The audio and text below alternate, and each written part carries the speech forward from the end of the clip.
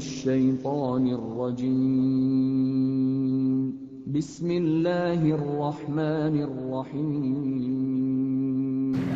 Assalamualaikum warahmatullahi wabarakatuh. Alhamdulillah, nahmaduhu wa nusallimu ala rasulillahil karim. La hawla wa la quwata illa billahil aliyyil azim.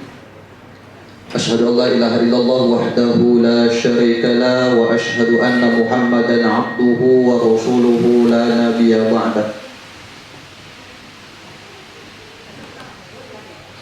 Hadirin para tokoh, para undangan Bajeng Barat dari Bajeng serta saudara kita para tokoh dari Palangga yang kami muliakan dan kami hormati. Alhamdulillah, puji dan syukur senantiasa kita panjatkan kepada Allah Subhanahu wa taala yang telah memberikan kita kesempatan. Allah telah memberikan kita kekuatan. Allah yang telah menjaga kesehatan kita. Allah senantiasa menjaga kesehatan keluarga kita. Allah senantiasa menjaga kesehatan seluruh jamaah hadirin, sehingga alhamdulillah masingan rapi kibaturi tanpa keane memenuhi undangan kami dalam acara silaturahmi tokoh. Salam dan salawat senantiasa kita sampaikan kepada baginda Rasulullah Sallallahu Alaihi Wasallam. Dia adalah Nabi yang diutus oleh Allah Subhanahu Wa Taala, membawa risalah, membawa agama yang telah Allah sempurnakan, dan kita tahu bahwa agama yang telah dibawa oleh Rasulullah Sallallahu Alaihi Wasallam menjadi bagian yang melekat dalam kehidupan kita. Artinya bahwa Islam ini bukan hanya dari segi ibadah mahdah, tetapi bagaimana menjalani kehidupan sehari-hari, bagaimana menyelesaikan segala macam problematika kehidupan kita. Maka sesungguhnya Islamlah satu-satunya menjadi pilihan. Tidak ada pilihan lain selain daripada menjadikan Islam dalam solusi problematika kehidupan kita. Para hadirin yang saya muliakan dan saya hormati, alhamdulillah saya tidak sempat menyebut satu persatu atau tidak sempat menyapa satu persatu dari tokoh yang hadir di tempat ini. Tapi kami merasa sangat berterima kasih, merasa sangat bersyukur atas kehadiran kita semua di tempat ini dalam rangka silaturahmi tokoh. Para hadirin sekalian, banyak orang bermajelis berkumpul, tapi sedikit yang berkumpul dalam rangka membicarakan urusan umat. Tetapi alhamdulillah di kama-kama ini kita menyempatkan waktu untuk bersama-sama berkumpul, memberikan masukan, pikiri ane keadaan umat dari kama-kamanya. Inilah gambaran umum tujuan daripada kegiatan temu tokoh kita. Baik, para hadirin yang kami muliakan, marilah kita sama-sama membuka acara ini dengan melepaskan basmalah. Bismillahirrahmanirrahim.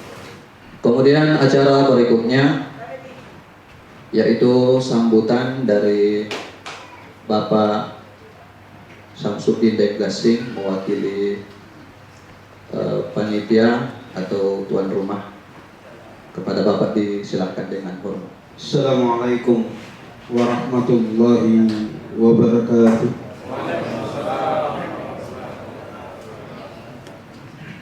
Alhamdulillah,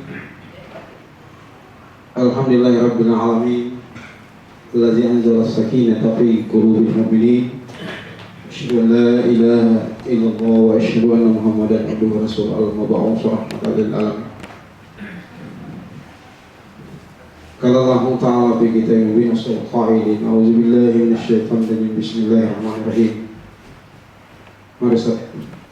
ونزلنا عليك الكتاب تبيانا لكل شيء. ثم قال رسول الله في الحديث بدأ الإسلام غريبا وسيعود غريبا كما بدأ فطوبى للغرباء. Saya sih masyarakat Rasul ini hadis. Bapak-bapak, para tokoh, para peserta silaturahmi di rumah saudara kita, Pak Irwan dan sekeluarga yang insya Allah dimuliakan oleh Allah Subhanahu Wa Taala. Makin akibat lalu untuk ajai pemuji syukur terhadap Allah Subhanahu Wa Taala.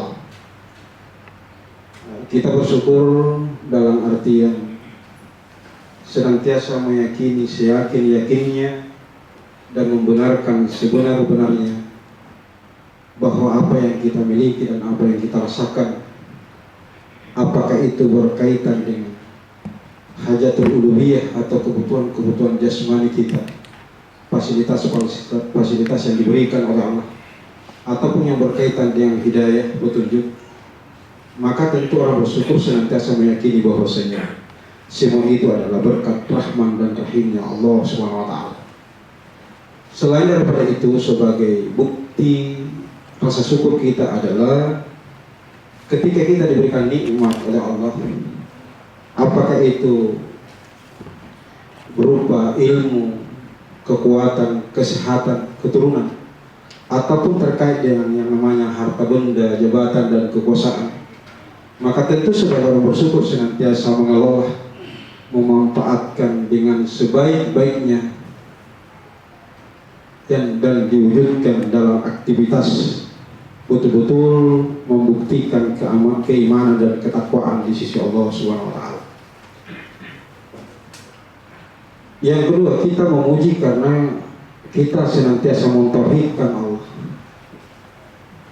Orang yang senantiasa mentauhidkan Allah adalah orang yang senantiasa meyakini bahwasanya segala bentuk ketaatan, segala bentuk peribadatan, segala bentuk penghambaan, ketundukan, baik dari sisi akidah maupun dari sisi pemikiran atau terkait dengan aktivitas kita di muka bumi, senantiasa kita sesuaikan dengan perintah-perintah dan larangan-larangan Allah Subhanahu Wa Taala. Hal ini Allah jelaskan di dalam Al-Quran, summa ja'alnaka ala syariat. Maka kata Allah, kami yang menurunkan sebuah syariat, sebuah hukum, sebuah panduan di dalam menjalani kehidupan di muka bumi. Minal amri, dalam segala perkara urusan-urusan di muka bumi. Pak, tapi kata Allah, maka ikutilah syariat itu. Jalankanlah ketetapan yang telah Allah tetapkan itu. Wala tattabi ahwa, dan janganlah mengikuti hawa nafsu mereka, atau janganlah kalian berpaling daripada selain daripada apa yang diturunkan oleh Allah SWT. Allazina la ya'lamun, karena sungguhnya mereka itu tidak mengetahui. Yang kedua, makin yakiniyat membaca salam dan junjungan Nabi Muhammad SAW. Beliau adalah manusia yang paling suci, yang dilahirkan di tanah yang suci dan diturunkan kitab yang paling suci, datang dari pemilik kesucian itu sendiri. Walillahil izzatu, kemuliaan itu hanya milik Allah, wali rasuli, dan kemuliaan itu hanya milik Rasulullah, walil mu'minina, dan kemuliaan itu hanya milik orang-orang beriman. Oleh karena itu kehadiran Nabiullah SAW bukan hanya berpikir bagaimana setiap manusia beriman dan bertakwa, bagaimana setiap manusia menjalankan aktivitas ibadah ritual, akan tetapi beliau senantiasa berpikir bagaimana sebuah negara, sebuah wilayah betul-betul di dalamnya ditegakkan hukum-hukum, kebenaran-kebenaran yang diturunkan oleh Allah SWT. Maka tentu orang-orang beriman yang betul-betul mengikuti apa yang telah dibawa oleh Rasulullah, maka mereka pun harus melakukan upaya kontribusi yang sama, yakni bagaimana umat ini betul-betul menjalankan aktivitas secara pribadi, dan bagaimana negara betul-betul mampu menunjukkan ketakwaan secara institusi dalam artian menegakkan hukum-hukum yang diturunkan oleh Allah SWT. Bapak-bapak, para peserta yang insya Allah dimuliakan oleh Allah SWT, sebagai orang beriman, tentu dalam menyikapi syariat Allah Subhanahu wa Ta'ala atau menyikapi ketetapan yang diturunkan oleh Allah Subhanahu wa Ta'ala, maka tentu yang muncul hanya satu sikap, yakni sami'na wa ata'na, senantiasa membenarkan apa yang datang dari Allah dan senantiasa betul-betul mengamalkan apa yang diperintahkan oleh Allah secara totalitas. Al-Quran bukan untuk diperdebatkan, bukan untuk ditentang, apalagi dijauhkan dalam ranah kehidupan, tapi betul-betul Al-Quran dijalankan, diterapkan sebagai sebuah pembuktian keimanan dan ketakwaan di sisi Allah Subhanahu wa Ta'ala. Bapak-bapak yang insya Allah dimuliakan oleh Allah Subhanahu wa Ta'ala, sungguh kalau kita menyadari sejak niatnya rancangan yang caranya, tentu luar biasa perhatian dan upaya yang kita curahkan sampai kemudian terselenggara acara yang insya Allah ini merupakan majelis yang dimuliakan di sisi Allah SWT. Ya. Maka yang pertama sekali kami sangat menghargai saudara kami di sini, tuan rumah yang telah memfasilitasi kita. Kemudian yang kedua, para saudara-saudara kami yang senantiasa berpikir, bekerja untuk kemudian menyibukkan diri bagaimana menciptakan sebuah momen sebagai peluang sehingga adanya sebuah amar ma'ruf nahi munkar yang bisa kita lakukan. Kemudian kesungguhan dari saudara-saudara kita dari berbagai tempat, dari berbagai wilayah yang tentu kita juga pahami masih tahu niat dia jama-jamanta, masih tahu niat dia kesibukanta, tapi semua itu bisa kita tangguhkan, bisa kita tinggalkan dalam artian ada sesuatu yang lebih baik yang kita yakini bahwasanya memberikan kontribusi demi perjuangan dan demi dakwah itu adalah sebuah kebaikan yang luar biasa di Allah SWT. Wa man ahsanu qawlan mimman da'a ila Allah wa 'amila shalihan wa qala innani minal muslimin. Siapakah lebih baik daripada perkataannya daripada orang-orang menyeru kepada agama Allah wa 'amila shalihan, kemudian mereka senantiasa menampakkan aktivitas yang mulia, amal saleh itu. Wa qala innani minal muslimin, dan mereka senantiasa berkata kami adalah orang-orang menyerah. Bapak-bapak insya Allah dimuliakan oleh Allah SWT. Oleh karena itu kami sebagai panitia yang diberikan amanah mewakili panitia temu tokoh pada kesempatan yang berbahagia ini mengucapkan banyak terima kasih sebesar-besarnya kepada siapa saja yang terlibat dalam upaya mensukseskan acara ini. Kemudian jika seandainya ada kekurangan dan kehilapan dari pelaksanaan acara ini, itulah kita sebagai manusia biasa yang sempurna hanyalah Allah SWT. Ini mungkin yang disampaikan, mudah-mudahan acara ini terus kita jalankan dan terus kita gulirkan di berbagai tempat sampai kemudian menyebar dan teropini bahwasanya apa yang menjadi tuntutan umat, apa yang menjadi keinginan umat hanyalah semata-mata bagaimana umat ini betul-betul beriman dan bertakwa, dan semata-mata bagaimana sebuah negara, sebuah penguasa betul-betul mampu menjalankan hukum-hukum yang diturunkan oleh Allah SWT.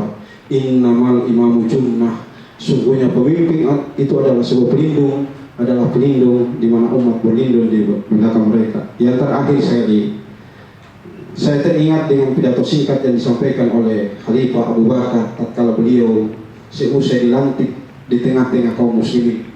Beliau menyampaikan bahwasanya kalian baru saja saya melantik saya sebagai seorang pemimpin, sementara kami bukanlah orang yang terbaik di tengah-tengah kalian. Siapa yang tidak mengakui kualitas keimanan dan ketakwaan Abu Bakar di sisi Rasulullah SAW, sementara beliau masih bisa saja berucap, kami bukanlah yang terbaik di tengah-tengah kalian.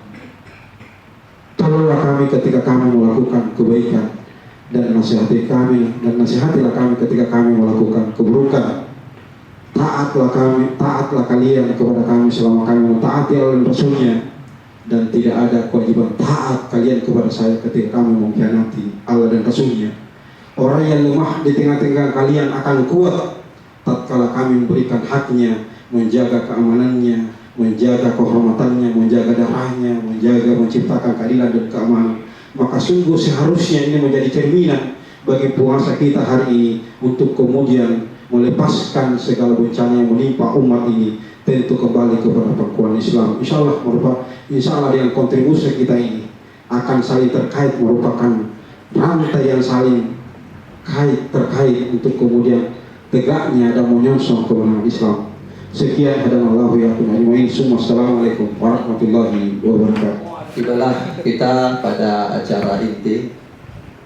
Jadi acara inti pertemuan temu tokoh pada sore hari ini sebenarnya dalam format diskusi tokoh. Baik para hadirin, para tokoh yang saya hormati, pertama saya ingin memberikan gambaran sedikit tentang tokoh.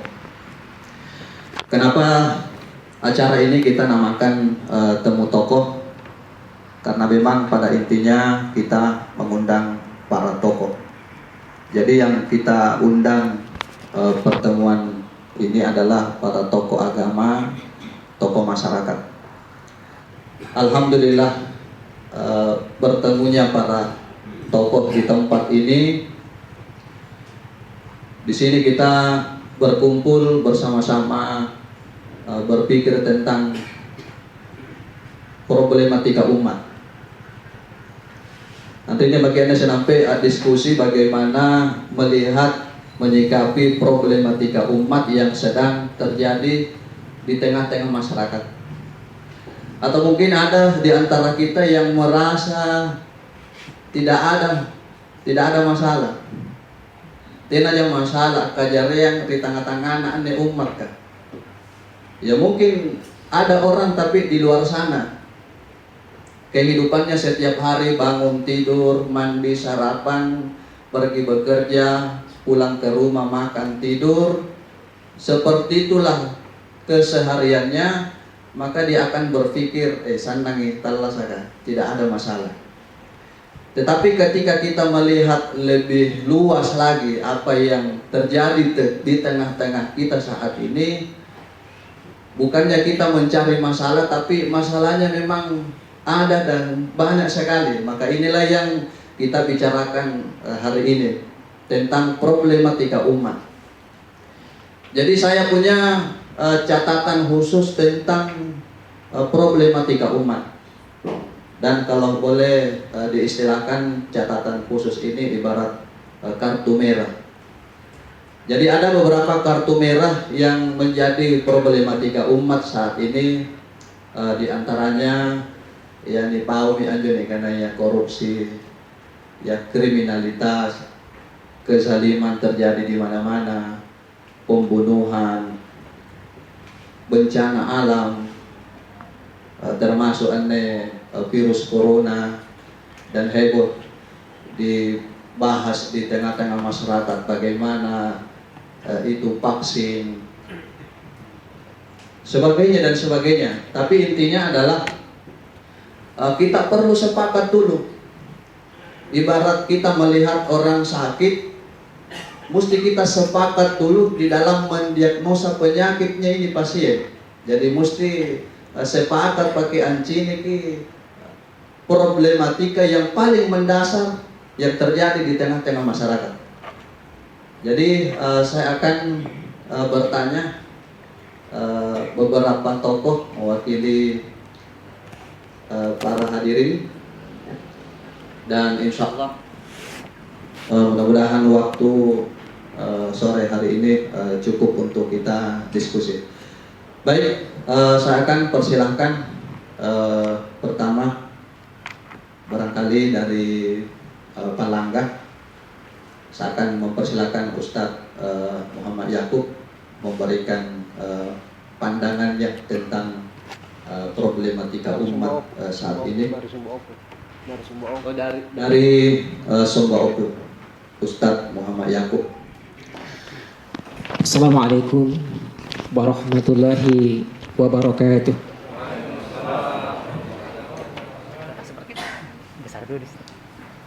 Iya, jadi walaupun waktu singkat ya, dan saya sadar betul bahwa orang yang di hadapan saya ini adalah dari sisi kapasitas keilmuan mungkin jauh melebihi saya. Dan agama kita mengajarkan bahwa kematangan atau kesempurnaan ilmu seseorang itu adalah dengan tingginya adab. Bagaimana tingginya adab? Itu bersedia kemudian mendengarkan orang yang sebenarnya dia jauh lebih paham daripada yang bicara. Ya. Maka ini juga menjadi salah satu yang mendorong saya untuk hadir di sini ya. Walaupun saya sudah sampaikan kepada Ustadz Dengasi bahwa saya ini sakit mata Ustadz, mudah-mudahan bisa saya buka. Iya, alhamdulillah kita bisa bersama di sini. Iya, jadi baik. Alhamdulillah, alhamdulillahirabbil alamin wal aqibatu lil muttaqin. Wassalatu wassalamu ala asrafil anbiya'i wal mursalin wa ala alihi wa sahbihi ajma'in, amma ba'du. Para ustadz Al-Mukarram yang insya Allah saya hormati dan saya muliakan ya. Jadi syukur alhamdulillah senantiasa kita panjatkan kepada Allah Subhanahu wa taala, karena tidak ada satupun aktivitas yang kita bisa jalani, kita bisa lakoni itu selain izin dan pertolongan Allah Subhanahu wa taala. Semoga kedatangan kita di sini itu semata-mata karena mengharapkan rahmat dan ridha Allah Subhanahu wa taala. Amin ya Allah. Sebelum saya masuk kepada tema sentral kita, saya sedikit menambahkan ya bagaimana pentingnya itu tokoh. Ya, bagaimana peran penting kedudukan tokoh masyarakat di tengah-tengah umat. Sejarah mencatat, ya, jadi ternyata kalau kita buka sirah Nabawiyah, salah satu penghalang tokoh-tokoh Quraisy itu kemudian bergabung dengan baginda Rasulullah Sallallahu Alaihi Wasallam itu tidak mau duduk bersama dengan para budak, mantan budak yang kemudian masuk Islam. Ada Ammar bin Yasir, ada Bilal bin Rabah, dia tidak bersedia untuk kemudian duduk bersama. Ya. Tapi kemudian Allah kemudian bukakan jalan, ternyata tokoh-tokoh yang kemudian menyambut seruan Islam itu ada di Madinah. Ada tokoh yang bernama As'ad bin Zurarah dan kemudian Sa'ad bin Mu'az. Ini tokoh sentral. Yang ketika beliau kemudian berkhidmat kepada Islam, maka ini menjadi cikal bakal kemudian tegaknya negara Islam. Ini. Jadi mohon maaf, tidak mesti kemudian semua orang fakih baru kemudian negara itu tegak. Tidak. Faktanya kemudian pasca Bedang Badar, baru kemudian orang-orang belajar membaca tulis. Ini fakta sejarah. Jadi kembali bahwa hadirnya kemudian kemenangan ini, tegaknya Islam kembali yang dikabarkan oleh baginda Rasulullah SAW, ini adalah nasrullah, ini semata-mata adalah pertolongan Allah, tapi ada ikhtiar maksimal di balik itu. Ini menjadi catatan. Jumlah kita di Indonesia kurang lebih 270 juta. Taruhlah kemudian 200 juta yang bisa berpikir. Tapi kenapa kemudian Islam ini tidak bisa tegak di tangan kita? Padahal kita sama-sama membaca zalikal kitab. Inilah kitab. Lari babi ini di awal sekali. Tapi mohon maaf, karakter Bilal bin Rabah mungkin yang belum mampu kita hadirkan di tengah-tengah diri kita. Apa itu karakter Bilal bin Rabah? Sekali mengatakan la ilaha illallah Muhammad Rasulullah itu tidak bergeming dia. Lurus. Kita mohon maaf hari ini, istilahnya orang sore pagi tempe, sore tahu. Tidak punya kepribadian. Kalau sudah datang bawa uang orang, sudah hilang pikiran kita untuk konsen bagaimana menegakkan agama Allah Subhanahu wa taala. Ini mungkin sedikit afwan. Utang kita, utang itu hari ini berada di posisi kurang lebih 600 triliun. 6.000 ya, 6.000 triliun. Jadi mungkin untuk tahun-tahun ke depan itu hanya sanggup membayar bunga doang. Padahal masyarakat sudah dicekik sedemikian rupa dengan aneka pajak. Bahkan ada ya malam Sabtu saya halkah ada teman itu dari keuangan, dia ada satu dosen, dia bilang, ini dari dosen, dia bilang begini, Ustaz, sepertinya ini kita tidak punya barang yang sebenarnya, karena apapun yang ada pada kita itu tidak ada lunasnya. Motor, mobil, sebentar-sebentar ada pajaknya, tidak pernah lunas. Seperti itu ya. Ini kan panjang urainya bagaimana. Kemudian kebetulan saya masuk di bab, ada kitab Al-Amwal, ada bab doribah. Jadi kapan kemudian negara dibenarkan meminta harta kepada umat, itu pada saat Baitul Mal kosong, sementara ada kewajiban yang harus ditunaikan, baru dibenarkan minta ke umat. Maka pada saat itu ketika kemudian ada perang yang mau dilakukan, Rasulullah kemudian mengajukan kepada sahabat, silahkan kemudian memberikan bantuan. Maka ada sahabat yang kemudian Utsman bin Affan, Abdurrahman bin Auf, ada yang kemudian menyumbang 100 ekor onta, ada yang menyumbang 10.000 dinar, sehingga kemudian pasukan itu cukup, selesai, tidak ada lagi kemudian penagihan-penagihan, tidak ada. Cuma sayangnya ini akan panjang urainya kalau kemudian akan diuraikan dari mana sumber pemasukan negara, sehingga kemudian pendidikan bisa gratis, kesehatan bisa gratis, perumahan murah. Ini akan panjang urainya, mudah-mudahan bisa di lain kesempatan. Iya. Kenapa bisa begini nih negara? Sangat jelas dalam Al-Quran. Karena kita menjalankan ekonomi riba. Kita duduk-duduk di sini, utangnya terus. Apa tidak gila ini? Hanya hitungan angka. Ini jebakan kapitalisme global. Dan tidak sampai di situ celakanya, kemudian kekayaan alam kita itu dikangkangi oleh mereka. Itu Kalimantan, kasihan. Itu karena kerakusan para kapitalis. Penguasa yang lahir dan kita bayar mahal, menghabiskan triliunan, tapi begitu kerjanya, menyengsarakan rakyat. Ini fakta. Saya bilang ini betul-betul biaya pemilu saja ya, berapa puluh triliun harus habis karena digaji terus sepanjang waktu, mulai KPU, Panwaslu dan lain sebagainya. Kalau dalam Islam selesai, diangkat khalifah, selesai. Dia yang kemudian menunjuk pejabat di bawahnya, selesai. Nanti kalau ada masalah kita minta kepada khalifah. Ganti nih. Kayaknya ini camak Bontonompo atau camak Bajeng tidak bisa diharap ini, tolong diganti, sudah diganti, selesai. Dan sebenarnya bisa aja begitu. Buktinya PLT bisa menjalankan pemerintahan, tidak perlu banyak dana keluar. Ini akal-akalan.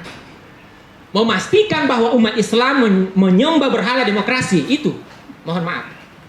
Karena inti ajaran demokrasi adalah menjadikan manusia sebagai Tuhan. Kan begitu ya? Suara rakyat, suara Tuhan. Ini sejak kita kecil, sejak menghirup udara kita hirup ini. Padahal Quran mengatakan fahkum bainahum bima anzalallah. Apa yang ketemu bilang ini di hadapan Allah nanti? Quran yang kita baca fahkum bainahum bima anzalallah. Sementara kita lebih memilih aturan yang nanti akan disahkan oleh Ripka Ciptani. Ada lagi penyanyi itu yang sekarang di Ambon, siapa? Penyanyi pop. Siapa lagi namanya itu? Ada itu yang familiar sekali. Banyak artis di sana berkolaborasi dengan orang-orang kafir melahirkan aturan, dan inilah aturan Tuhan. Seperti itu. Jadi saya pikir jelas ya, sebagaimana di awal tadi, bahwa problem kita bagaimana kemudian betul-betul kembali kepada Allah Subhanahu wa taala. Al-Quran mengajarkan tidak ada satupun penyebab bencana selain kedurhakaan kepada Allah Subhanahu wa taala. Coba kita buka. Tidak ada. Tidak ada problem lain, tidak ada masalah lain yang kemudian mengundang murka dan azab Allah, itu kecuali kedurhakaan kepada Allah Subhanahu wa taala.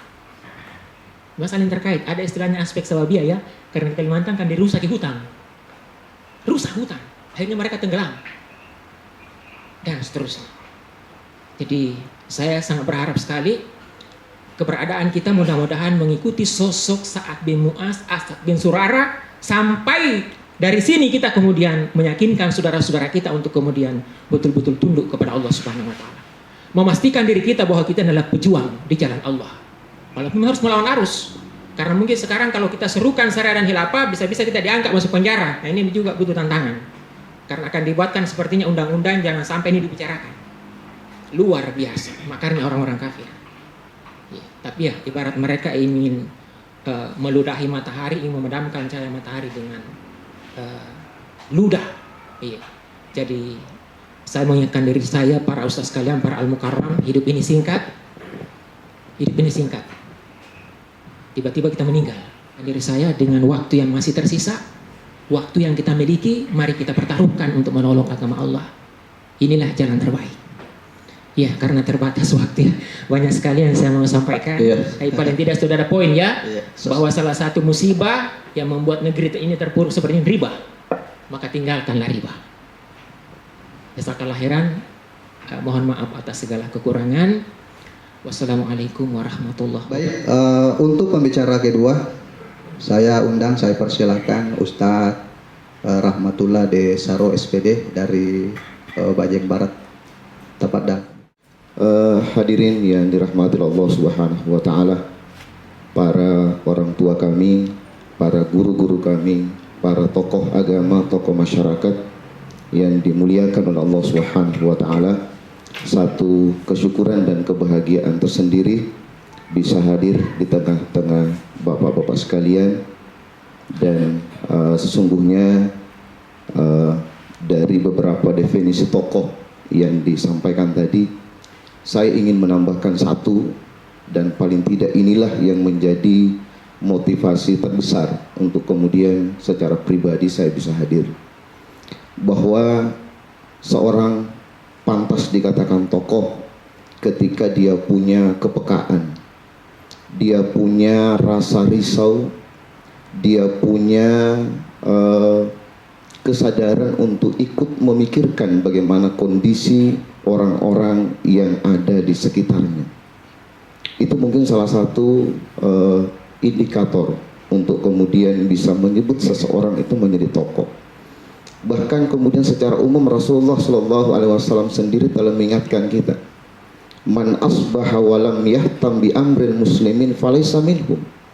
Barang siapa yang bangun di pagi hari, kata Allah, kata Rasulullah, dan tidak memikirkan kondisi kaum muslimin, maka kata Rasul, mereka bukan bagianku. Ini yang teramat kita khawatirkan.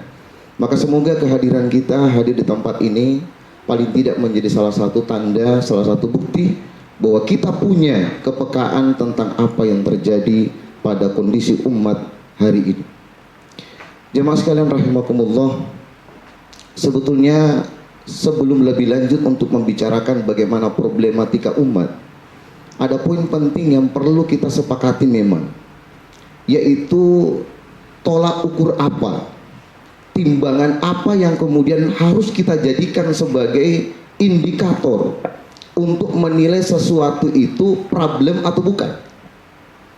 Karena kalau tidak ada kesamaan tolak ukur, maka bisa jadi apa yang kita anggap masalah bagi kita semua yang hadir di sini, bagi orang yang lain itu bukan masalah.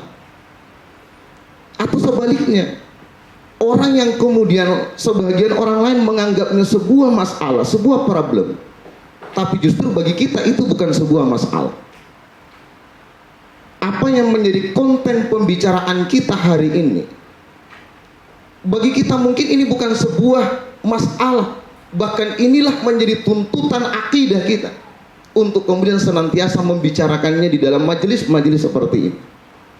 Tapi mungkin bagi sebagian orang ini adalah sebuah masalah, sebuah persoalan, karena boleh jadi dianggap sedikit bahkan mungkin akan bisa menggoyang kepentingannya.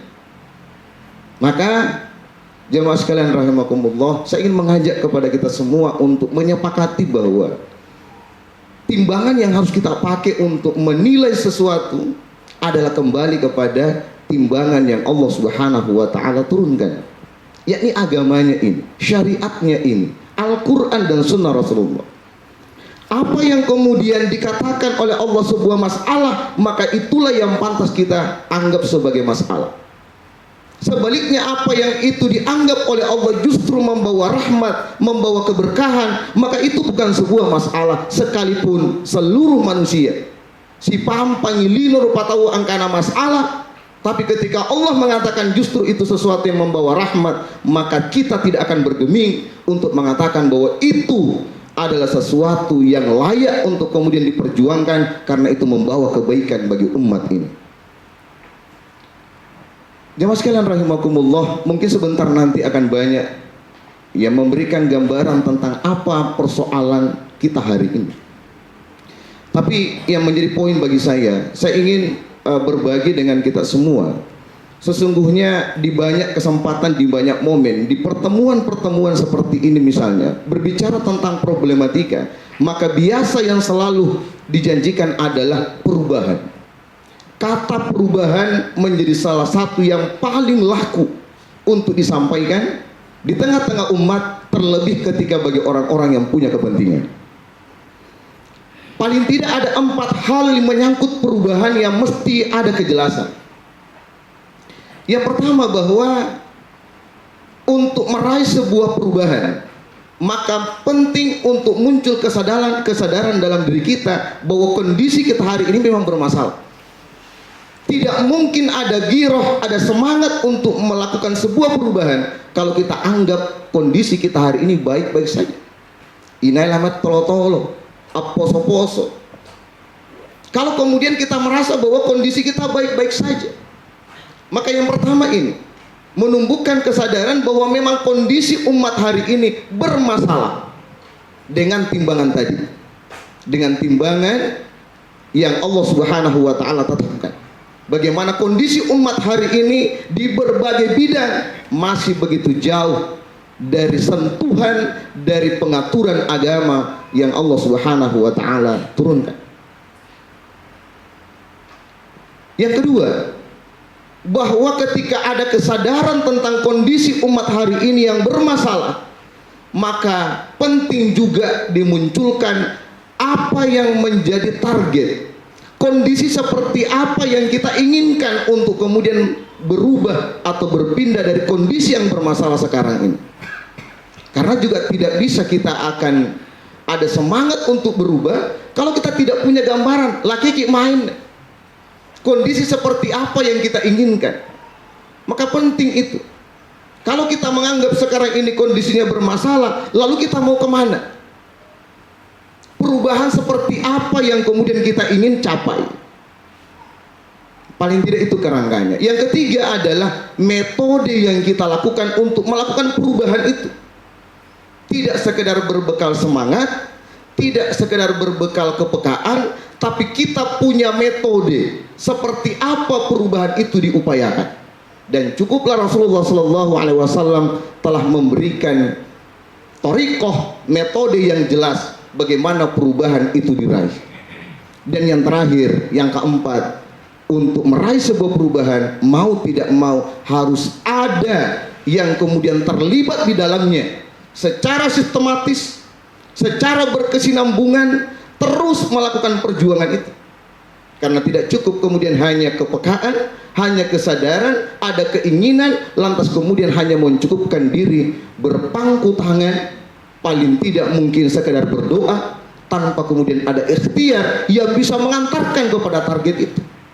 Kasus atonya pun nabiralle eruni nipupulu na nampa lame lambat ni lamu. Artinya antara apa yang kemudian kita ingin raih, target yang kita ingin capai, harus ada korelasinya, hubungannya antara apa yang kemudian kita upayakan.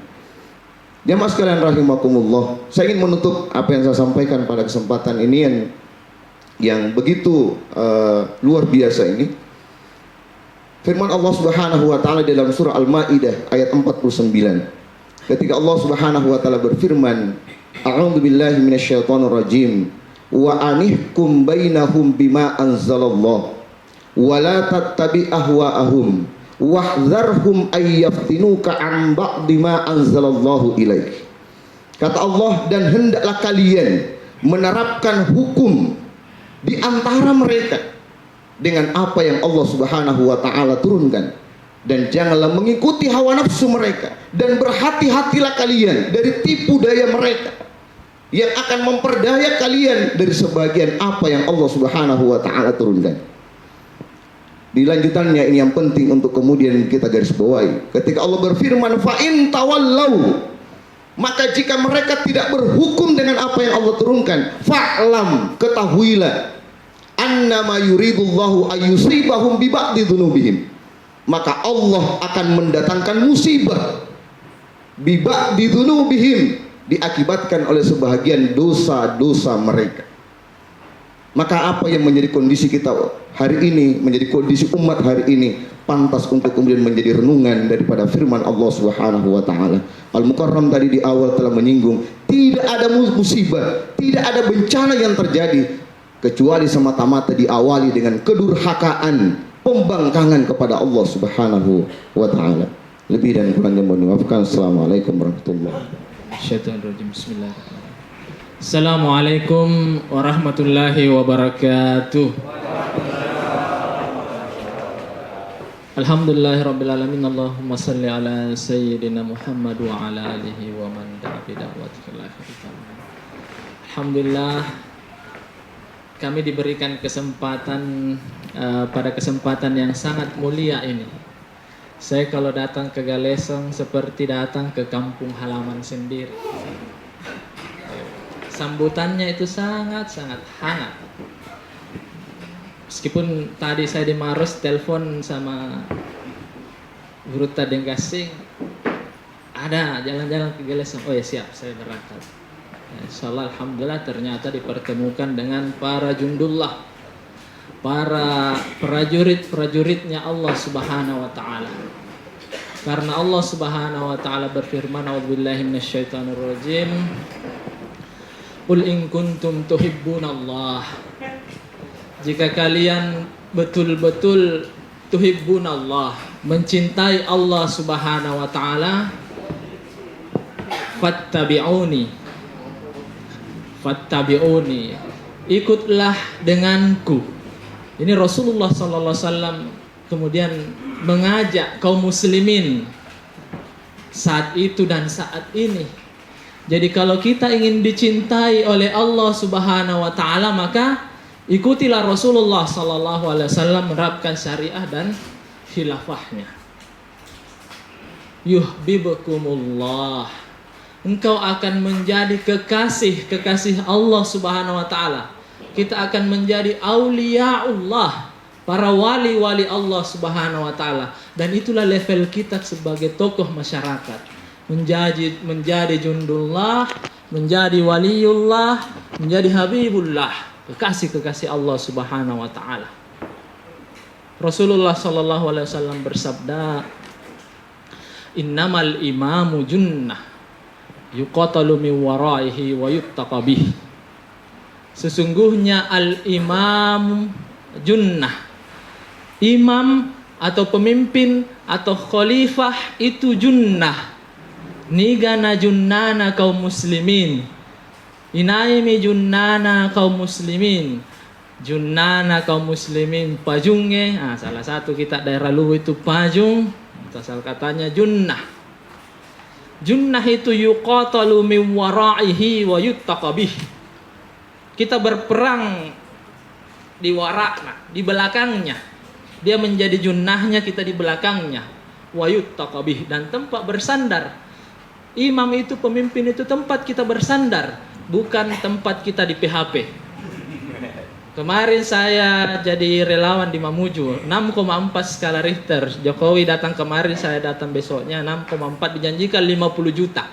Rusak berat, 25 juta rusak sedang, 15 juta rusak ringan. Tapi sama persis redaksinya dengan yang di Lombok, dengan yang di Palu. Mudah-mudahan nasibnya tidak sama.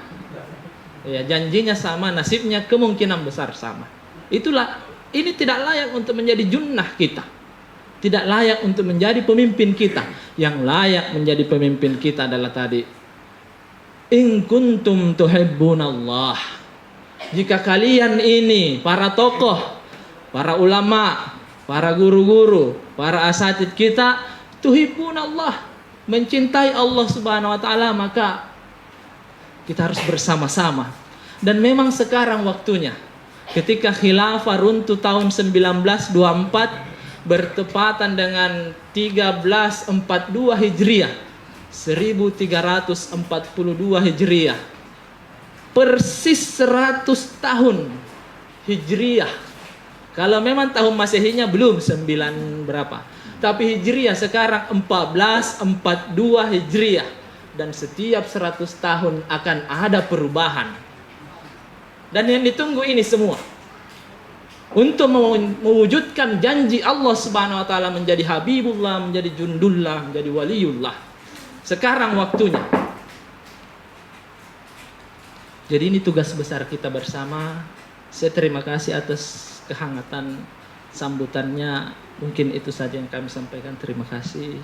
Billahi taufiq wal hidayah. Assalamualaikum warahmatullahi wabarakatuh. Hayyikum bitahiyatul Islam. Assalamualaikum warahmatullahi wabarakatuh. Hamdan wa syukran lillahi tabaraka wa ta'ala. Salatan wa salaman al habibi al mustafa Sayyidina wa maulana Muhammadin sallallahu alaihi wa alihi wasallam. Yang kami muliakan para orang tua kami, tokoh-tokoh agama, tokoh masyarakat, seluruh pejuang Islam yang insya Allah dimuliakan dan dijaga oleh Allah Subhanahu wa ta'ala. Saya kutip satu ayat dulu. Allah Subhanahu wa taala berfirman dalam Al-Qur'an, A'udzubillahi minasyaitonir rajim. Wal takum minkum ummatun yad'una ilal khair wa ya'muruna bil ma'ruf wa yanhauna 'anil munkar wa tu'minuna billah. Saya pernah khutbah 2 pekan lalu di Warombong. Saya kemudian berpikir, saya katakan di khutbah Jumat itu, selaku khotib ini saya tidak tahu apa yang harus saya sampaikan karena hampir semua dilarang. Saya katakan misalnya ketika baik membaca firman Allah Subhanahu wa taala, innal ladzina kafaru min ahlil kitab wal musyrikin fi nar jahannam al-bayyinah. Dilarang, tidak boleh menyebutkan kata kafir, tidak toleransi. Saya katakan kemudian misalnya wa halalul bai' wa haramur riba, halal jual beli haram riba. Tidak boleh karena justru riba menjadi pondasi ekonomi nasional. Apalagi bisa kita sampaikan sekarang ini. Jadi seakan-akan memang salah satu tanda umat itu akan hancur, yakni ketika terjadi kemaksiatan dan tidak ada yang berpikir. Semua mendiamkan diri, termasuk tokohnya, termasuk ulamanya, termasuk para tokoh masyarakatnya. Ini bahaya. Nah, saya bersyukur kepada Allah Jalla wa'ala bahwasanya masih ada orang-orang seperti orang tua kami ini yang kemudian mendukung para juniornya, orang-orang di bawahnya, anak mudanya untuk bisa berjuang, karena tanpa kita semua ini tentu Allah Subhanahu wa taala tidak akan mengangkat kemudian menurunkan pertolongannya. Jadi saya berpikir bahwa setiap orang yang melaksanakan, yang menyampaikan amar ma'ruf nahi munkar dianggap kriminal, Pak. Taruhlah misalnya Hizbut Tahrir, tugasnya hanya menyampaikan bahwasanya tidak boleh begini, haram begini, menurut Al-Quran dan hadis. Tidak ada satupun perlakuan secara fisik, tidak kemudian melakukan tindakan teror di jalanan, tidak. Tapi karena mengganggu keamanan dan kepentingan orang-orang tertentu, dianggap dibubarkan. FPI justru banyak melakukan pertolongan ke bencana alam, ya, merahasia kemudian sebenarnya tempat hiburan malam itu tidak langsung rahasia, Pak. Ditegur dulu. Ditegur tidak mempan, dilapor polisi. Tolong ini Pak, ini kan bulan Ramadan misalnya. Tidak ditutup. Tidak juga bergeming, maka kemudian dilakukan rahasia. Tapi kadang-kadang opini media itu hanya melihat hasil akhirnya saja. FPI begini, padahal ada proses sebelumnya dan lain sebagainya. Jadi oleh karena itu, inilah mungkin salah satu ending atau akhir dari rezim ini. Ketika kezaliman sudah terlalu besar sekali. Dan ketika kezaliman itu orang-orang beriman sampai mengatakan, sampai kemudian hitam penglihatannya, gelap, mengatakan tidak ada pertolongan, itulah pertolongan akan datang. Ketika Fir'aun mengejar Nabi Musa tidak ada jalan lain, Pak. Di depannya laut, di belakangnya tentara yang siap membunuh, ada ribuan. Tapi pada saat itu dia minta kepada Allah Subhanahu wa taala, mungkin dari doa-doa kita semua para orang tua kita ini. Terakhir saya sampaikan, ada ilustrasi begini tentang keadaan kita sekarang, Pak. Ada seorang pencuri yang masuk ke dalam kompleks perumahan. Ketika pencuri itu dilihat oleh seorang saksi, mungkin tengah malam jam 2 malam, saksi itu kemudian teriak, ada warganya, ada maling. Orang berkumpul semua. Ditangkaplah maling itu, dihadirkan juga saksinya, ya, aparat keamanan. Ternyata setelah diperiksa, Ya, yang ditangkap justru yang menjadi saksi yang memanggil orang. Katanya menimbulkan kericuhan dan keresahan di tengah masyarakat. Ya. Kemudian orang yang menjadi malingnya ini dikatakan justru korban. Ya, korban dari mungkin pemukulan orang-orang. Jadi sekarang memang hukum itu tidak lagi adil. Dan ketika adil, Nabi mengatakan suatu waktu ketika hukum itu tumpul ke bawah, ya tumpul ke atas tajam ke bawah, itu tanda-tanda bahwasannya umat ini ya rezim ini sudah tidak lagi bisa pertahankan. Dan sekali lagi yang penting saat ini Pak, di mana kita berposisi. Dulu ada istilah cebong dan kampret. Sekarang tidak ada cebong semua nih. Apa yang kita harapkan Pak? Dulu kita ini agak bangga ketika ada orang yang kemudian menyampaikan kesoliman, ini salah. Tapi ketika mereka berkolaborasi, tidak ada lagi yang membela kecuali orang-orang yang ikhlas, para tokoh-tokoh yang mukhlis yang insya Allah tidak akan terbeli oleh jabatan dan harta dunia. Ya sekian, assalamualaikum warahmatullahi wabarakatuh. Alhamdulillah, puji syukur kehadirat Allah Subhanahu Wa Taala karena saya diberi kesempatan. Baik, dari tadi saya ikuti perjalanan pembicaraan.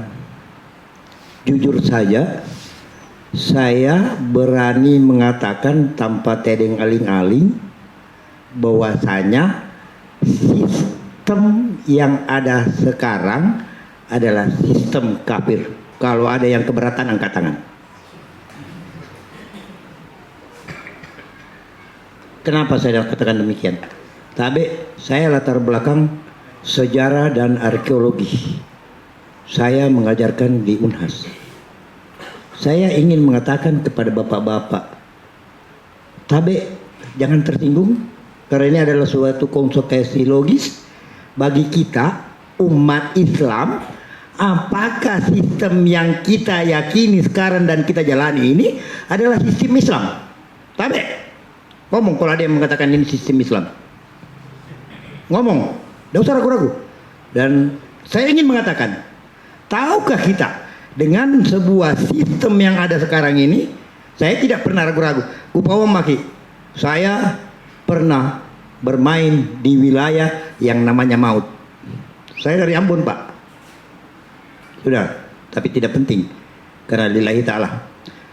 Ingin saya katakan, andai kata Bapak tahu bahwa sistem demokrasi ini lahir dari seorang pemikir yang keyakinannya adalah orang kafir.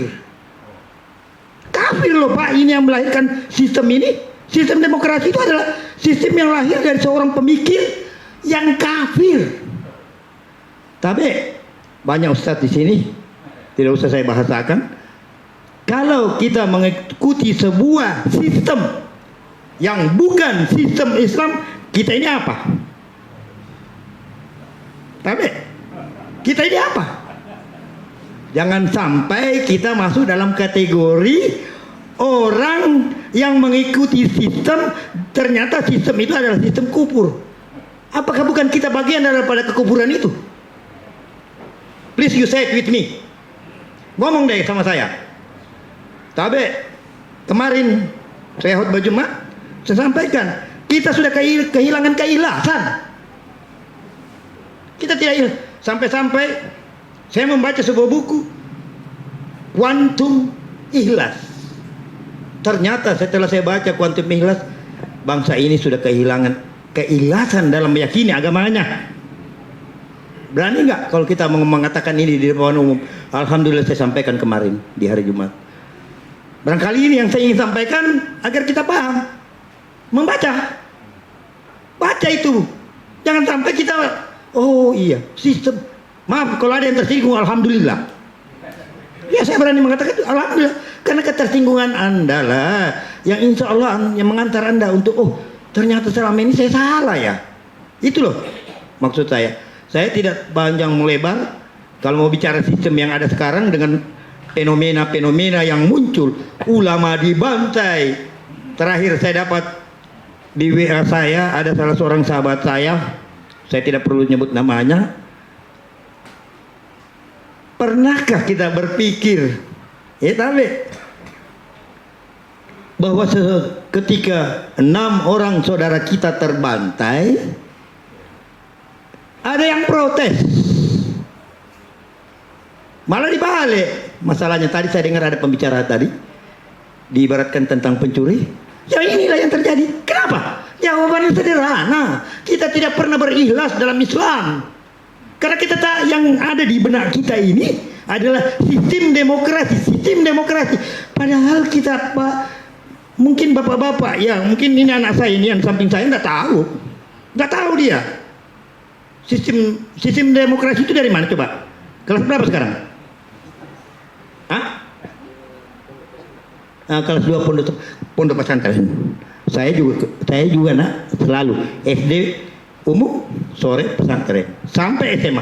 Cuma yang saya mau katakan, pernah enggak kamu diajar sebuah sistem demokrasi yang lahir dari seorang orang kafir yang namanya Aristoteles?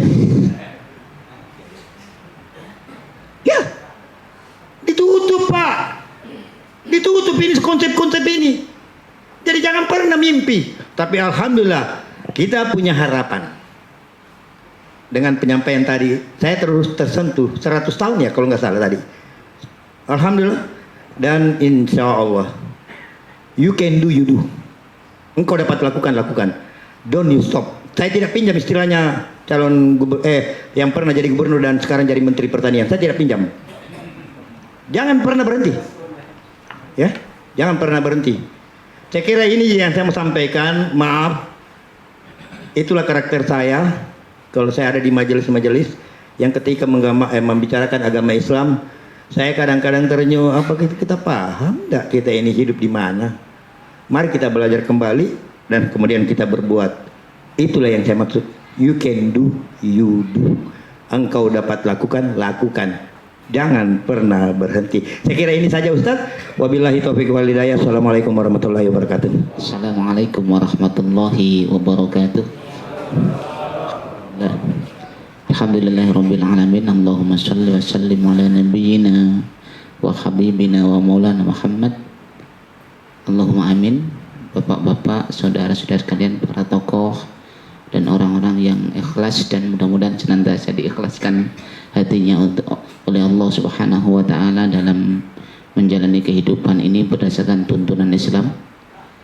Mudah-mudahan Allah nanti membalas kita dengan nikmat yang sesungguhnya, yaitu surganya Allah Subhanahu wa taala. Bapak-bapak, saudara-saudara sekalian, para tokoh yang saya muliakan, saya duduk di sini teringat dengan Darul Arqam dan Darun Nadwah. Jadi Rasulullah SAW itu membuat satu tempat pertemuan, balai pertemuan, yang kalau sekarang disebut dengan DPR atau Majelis Permusyawaratan Rakyat. Orang-orang kafir Quraisy juga membuat majelis disebut Darun Nadwah. Darul Arqam tempatnya di sebuah bukit yang kemudian kita kenal dengan Bukit Sofa. Darun Nadwah adanya di sisi utara Ka'bah. Waktu itu ketika Islam pertama kali datang dibawa oleh Rasulullah SAW. Di Darun Nadwah orang berbicara tentang bagaimana membangun konspirasi dan kemudian merencanakan perbuatan-perbuatan jahat, mohon maaf, untuk mengeksploitasi masyarakat yang tinggal di Mekah dan seluruh jamaah haji ketika datang menunaikan ibadah haji di masa jahiliyah.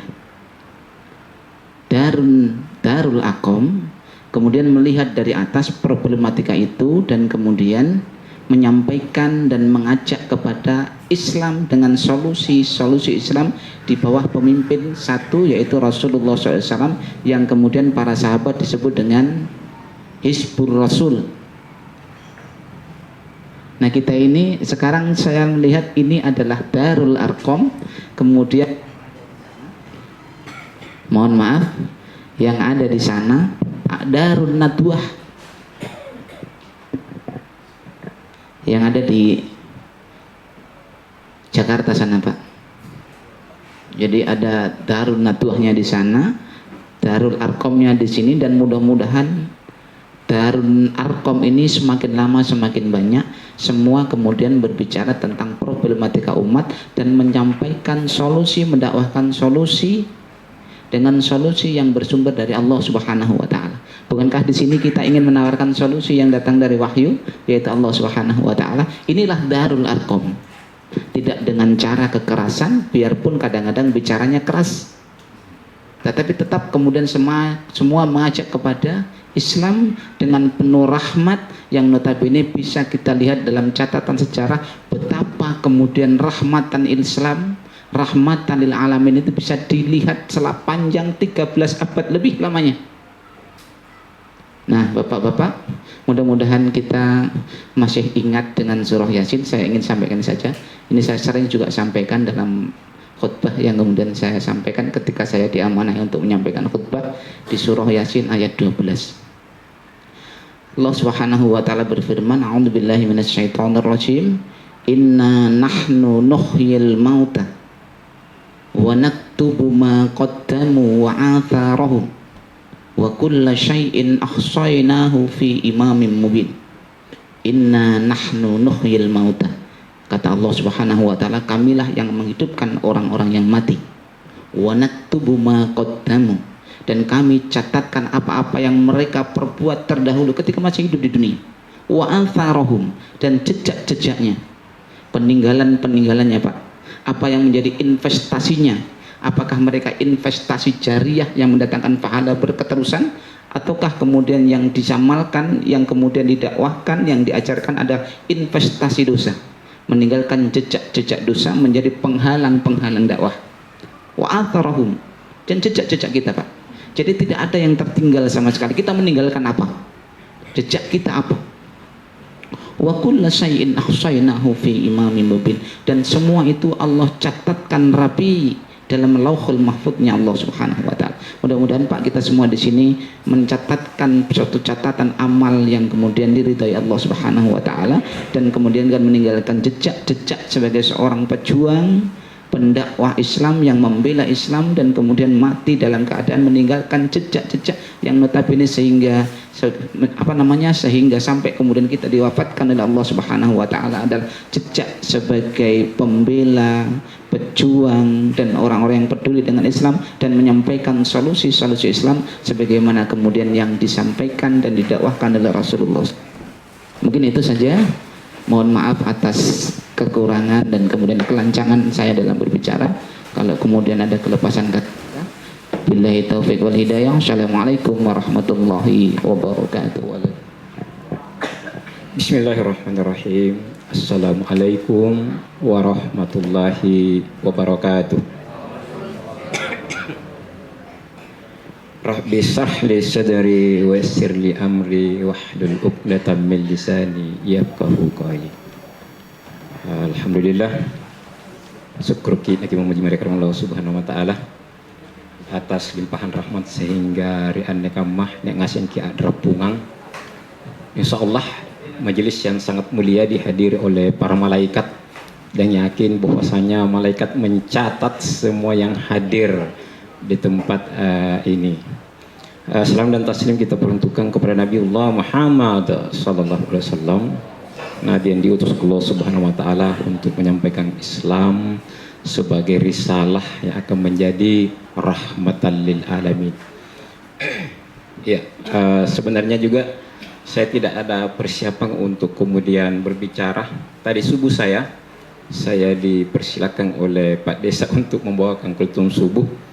Napas ini sepertinya mau putus-putus. Ya, seperti itu keadaan saya sampai saat ini. Tetapi karena amanah, insya Allah tetap saya upayakan. Ya, saya hanya mengangkat mungkin salah satu firman Allah Subhanahu wa taala dalam surah At-Taubah ayat 111.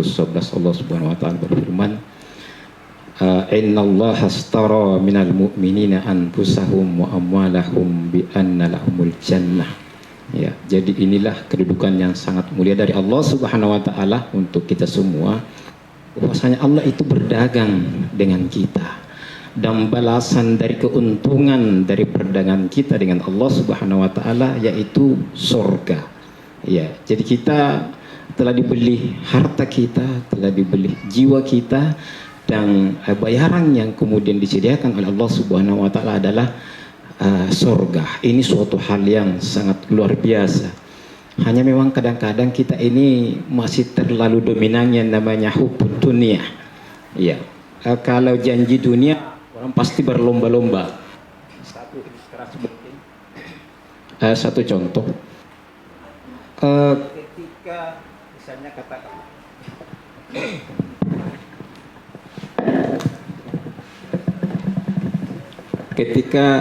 katakanlah seorang kepala desa menyampaikan kepada seluruh jamaah di masjid itu, siapa yang tidak pernah absen untuk melaksanakan sholat subuh, maka dia akan diberikan uang 5 juta selama 7 hari.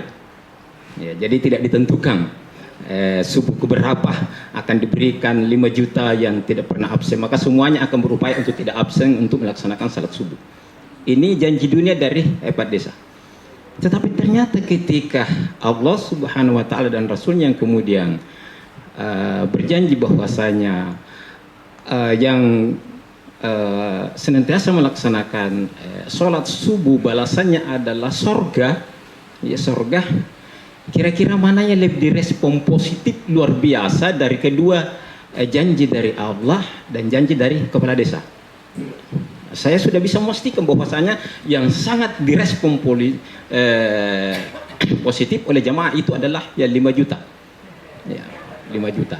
Sementara sorga ini tidak menjadi motivasi yang sangat kuat dari jamaah itu sendiri untuk kemudian bagaimana mereka itu rajin sholat subuh secara berjamaah. Ini satu ilustrasi yang kemudian menandakan bahwasanya kita ini terkait dengan persoalan kehidupan dunia itu masih sangat luar biasa, tetapi untuk janji akhirat bahkan surga sekalipun itu kita tidak terlalu.